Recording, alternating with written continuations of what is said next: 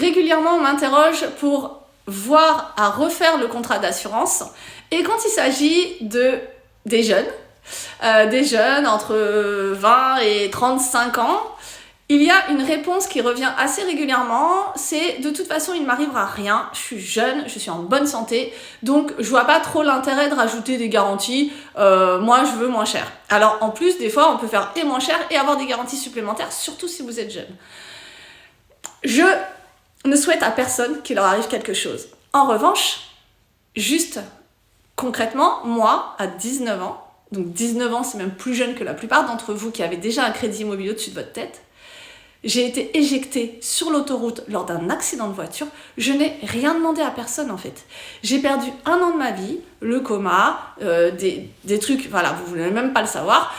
Et concrètement, je souhaite qu'il n'arrive jamais rien, ni à ces jeunes, ni aux plus vieux comme moi évidemment, ni aux plus vieux aussi, parce que forcément j'ai un certain âge, donc il y a forcément des gens plus vieux que moi et des gens plus jeunes que moi.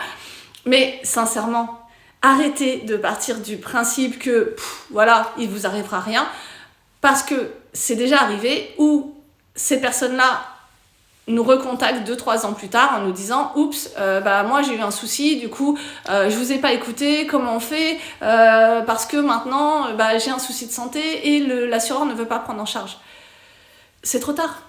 Vraiment, je peux faire tout ce que je veux pour vous, je peux vous accompagner, je peux vous aider effectivement dans les vidéos à comprendre pourquoi vous avez un refus, je peux vous accompagner à changer votre contrat.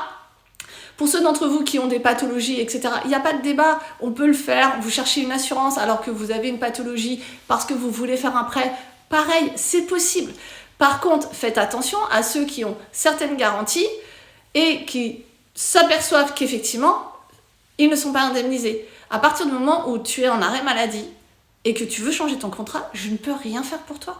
C'est trop tard. Je ne pourrai jamais faire indemniser ce sinistre-là. Ce n'est pas possible, en fait, tout simplement. Donc, je comprends qu'on se croit jeune et qu'on se dit, voilà, génial, il ne m'arrivera jamais rien, et voilà.